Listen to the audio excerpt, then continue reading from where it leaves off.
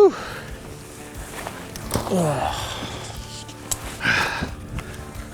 We did it. Oh, so awesome. I hope you got a little trick up your sleeve here. Yeah, I packed a snack. Oh yeah? Yeah, we got buffalo chicken dip waiting for us. You're joking. No, I planned ahead for this occasion to be able to have a snack when we're done. You're a godsend. Thank you so much. That's amazing. What do we need to do? Let's get up a chair and set up our camp stove, get the ingredients, and let's cook this thing up. Beautiful. What's up, everybody? I'm Eric Hansen with Backpacking TV. Today, I'm joined by Chef Steve Corso of Monte Boca, and today we're doing a little bit of trailgating. That is, we have just wrapped up an adventure. We're back of the car. We've got a couple hours drive ahead of us, and we're hungry. So we need some food, we need some fuel for getting home and really just enjoying this amazing adventure that we just had. Now, before we get into the full video here, I would like to ask a quick favor to make sure that you are subscribed to our channel and be willing to give us that old thumbs up that really helps us get our videos out to the masses and other like-minded people such as yourself. And Steve, what is trailgating? Well, we just had a great day. It's been a long day out here. You know, went on some nice day hikes and things, but trailgating is snacks. Pretty much. Okay, I love snacks. Snacks are great, more snacks, more snacks. But there's two times you can really trailgate, and one is right now. So either you can have a day hike or a multi-day trip, and you stashed some snacks in your rig. You know, you've got your camp pot already, but then you're gonna make up a quick snack to kind of cheers your trip. And then the other time is thinking about if you're going up to a campsite and you've hiked 5-6 miles, and it's time to set up camp. It's maybe 3 or 4 o'clock. And you need a snack then too, so someone could pop out the ingredients, pop out that stove, cook up a quick snack for everybody in like 5 minutes. I love it. It solves a big problem for me because every time I, let's say, wrap up a backpacking trip, all I've done is somehow maybe left a bag of Doritos in my car and I have a long drive and I'm kicking myself for not being more forward thinking and having a much more satisfying snack. And of course, we've all gotten into camp at 2 or 3 in the afternoon and you're looking at your watch being like, I'm desperate for food, I'm desperate for dinner, but you want something to eat. Yep.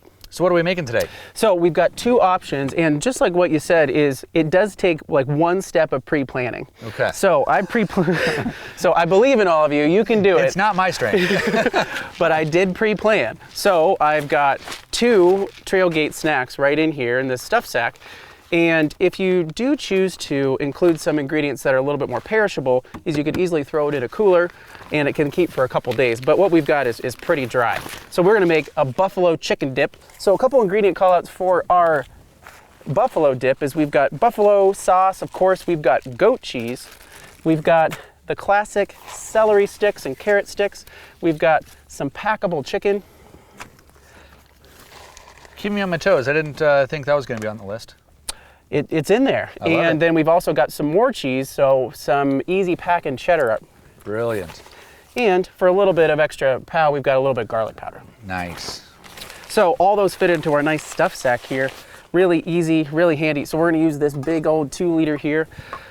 Cook this up really quick. Okay. So if you could be my stirring buddy. I can be in charge of keeping things from burning, keeping things there you are. Adequately viscous. Adequately viscous, that sounds delicious. I just made that up. What do we got here? So we've got our goat cheese log, and goat cheese log. Doesn't that sound great? Wow, that looks actually surprisingly delicious for calling it a goat cheese log. And we're gonna go ahead and throw in our little bit of garlic powder. And if you wanna go ahead and open up those cheeses for me, okay, that'd be great. And just rip them in there because they're gonna need to melt. I'm gonna go ahead and open up our chicken packets. And this is another thing I like about going outdoors, not solo, is you get to have an extra set of hands when you're cooking. And it's more fun to cook with somebody else than just by yourself. It is more fun, that's for sure. All right, so we've got our cheese in there, we've got our chicken in there. I'm gonna go ahead and get our buffalo sauce, and let's go ahead and throw in about half of that bottle. We can always add a little bit more. Okay. Nice. Like that? That's looking great. Okay. We'll save some in case we need to add some more. For sure. So I'm gonna go ahead and hit the burner. If you wanna go ahead and lift that up for me. Nice. Did that go? Yep. Beautiful. Oh yeah, gotta be stirring. So other things you could dip in this. I love making dips for trailgate time because it's a very communal, shareable meal. And for some reason, dipping does change the eating experience into something that we just really love. It's like I'm watching the Super Bowl, but you know, I'm at the trailhead. All of these recipes that we're creating for Monte Boca are fast, easy, and tasty because you're hungry, but 10 ingredients or less, ready in 30 minutes or less, mindful of pack weight and volume. You know, that seems to be what you specialize in, is a really creative ways that still are budget food items and you can easily pack them. You're already packing weight. This is just it's more creative, it's more tasty. And I have really loved learning from you today about all of the different recipes that you have concocted. Well, thank you. It's been fun to share them with you. And you know, I think the other thing about some of the recipes too is, granted, we do have quite a bit of cheese here, but we do have a lot of recipes for different dietary restrictions. You know, people are eating a lot of different ways out there. So if you're challenged or you have a food ideal out there that you're wanting to keep when you're going out on the trail, we've got a lot of vegetarian, vegan, gluten-free, meat eater, non-meat eater, all those type of things. Well, I think that's great because especially people with dietary restrictions feel like there's almost no options out there in the backpacking world. Right. So you've come up with some other good ones for them, eh? Absolutely. I think it's really important to be able to have a happy belly and a happy mind when you're going out on the trail. Absolutely. So that's looking really good. We're starting to bubble up. That cheddar is melting as well. Here, why don't you go ahead and give it a dip and give it see if it's warm enough, see if it's incorporated enough. Maybe it needs a little bit more of that buffalo sauce. Ooh. Mmm.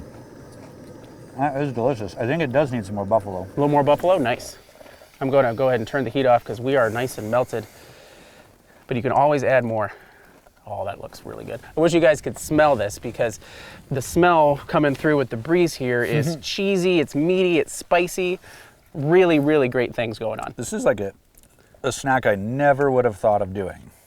So some other trailgate snacks that we have available, you can make some chorizo nachos, some stone smash guacamole. You could make some, even a dessert, so maybe like a Rice Krispie treat bowl you could make as a trailgate snack. Wow.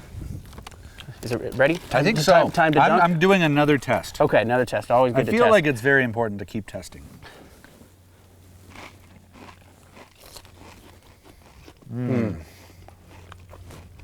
Yum.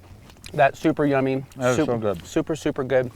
But this is one where I dip, you dip, we dip. When I dip, you dip? We dip.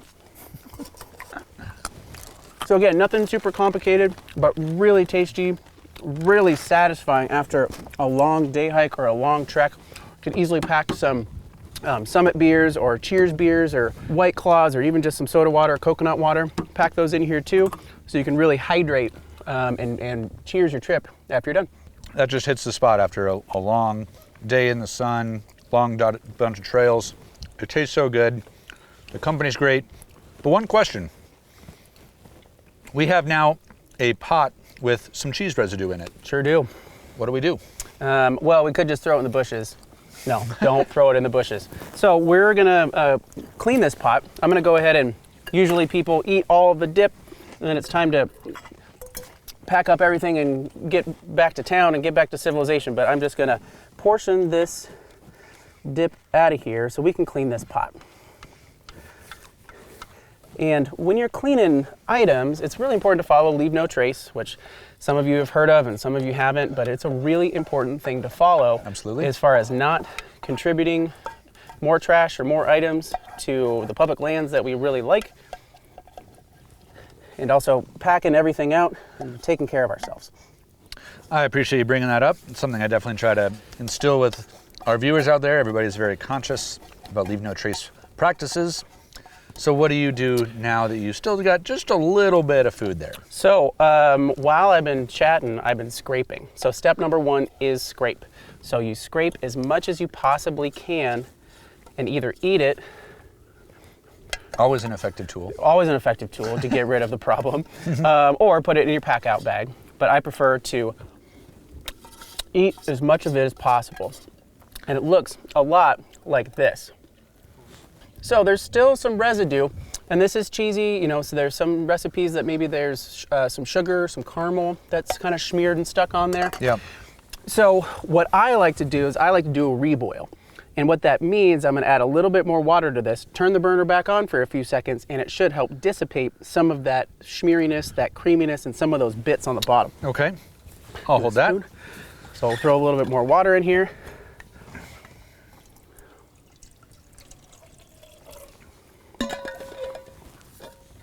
Sweet big jug. And we'll turn on that burner for just a few seconds and get that little bit of water back up to a simmer. And while that's happening, you can start to loosen up some of those schmeary bits on the bottom first and then on the sides. Schmeary bits. Schmeary bits. But what's happening here is, so we just dried out some of our ingredients. So we're rehydrating it again to help it loosen up. This also works for indoor pots too. But it's a helpful tip that I found to help out with a kind of an annoying end of night problem, which is cleaning your pot. Yeah. But then also you don't need to get your suds out, you don't need to get your sponge and all these extra things. And you know, if you're following true leave no trace practices, some folks will pack in a sieve to be able to strain off these little bits into their pack out bag, and that's a really good practice. Yeah. But for me, I'd rather do the reboil method, clean it up, and you know, leave a little bit of extra weight for a chef knife or a little bit extra food. Yeah. And now when I've done stuff like this in the past, I don't know what you're planning on doing with some of this water, but it basically is just a soupier version. I just drink it. Yep, so that goes to the next step is like, so what do you do with the dirty water? So you were getting there, okay. Yep, but you are way ahead of me, and I agree with you 100%. You drink it. And I know that sounds a little weird, but it's also really not that bad, and once you do it once or twice, it really gets rid of your problem. It does. If you are pumping a lot of water, you know that water is super, super valuable. Yeah. There's also a few calories in here too, when you think about it. So it's very valuable, and it's better to take it down here than to throw it out there.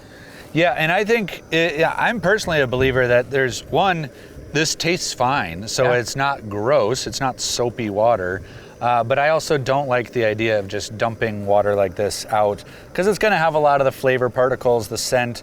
It's going to attract animals. Yep. And you know, there's nothing wrong with just drinking it. Nothing wrong with just drinking it. This is actually looking pretty good here. Nice. So you're doing a great job of scraping the sides, and if you are, you know, having trouble getting the sides, you can even pop it up and hydrate those sides and give that a little scrape. All right, I see what we're talking about here. Just be really careful you don't spill. Got your finger there. Yep. But this should only take a couple minutes, and again, it sort of gets rid of your problem in one of the fastest ways that I figured out. I love it. This is really easy, and I would not have thought a big cheese dip could clean up so simply. And you guys out there might be, you know, questioning, like, there's no soap, there's nothing sanitizing this. And like, yes, you're right. But there's also not a whole lot of ingredients here that have a food safety risk. There's nothing raw. There's not a lot of activity going on here. Sure, you could hit it with some soap and maybe a little bit of sanitizer or sanitizer wipe too if you are really cognizant of that. But for me, when I'm going outdoors, I'm okay getting a little bit dirty. Absolutely. So how are we looking? That's part of the fun. I think it looks good. Nice. It's a pretty clean pot. So do you want to take it down? We'll give it a go.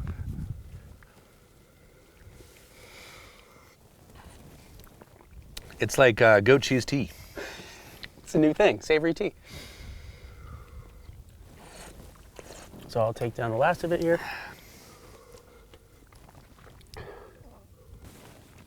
Nothing like taking down goat cheese water fast. It doesn't sound appetizing, but it actually was really good. But why I really wanted to have both of us take that down is for you guys to see what this looks like, especially in comparison to what we started with. Yeah. And there is a little bit of residual residue here too, but you could wipe it out with a hanky or a paper towel or something, or it's overall not that dirty. You could just save it for tomorrow. Absolutely.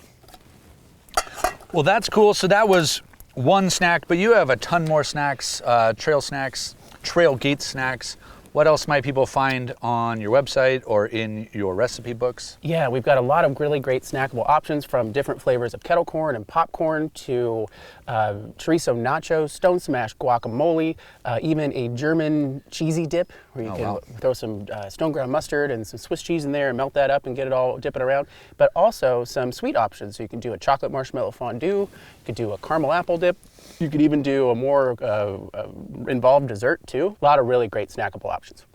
Well, that's awesome, and that leads me to my next question of where can people find out more about Monty Boca and all that you do with your recipes? Yeah, check out montyboca.com, M-O-N-T-Y.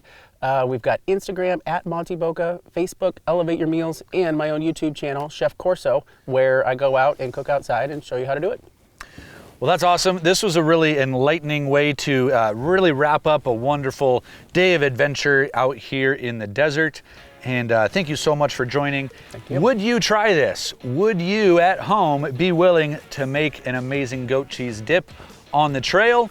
Hit us up in the comments below. What did you see here, and what inspires you? We'd love to hear from you here on the Backpacking TV community. If you did like this video, make sure that you give it a thumbs up, like, and subscribe here to the channel. I'm Eric, this is Steve. I hope you enjoyed this video, and we'll see you later.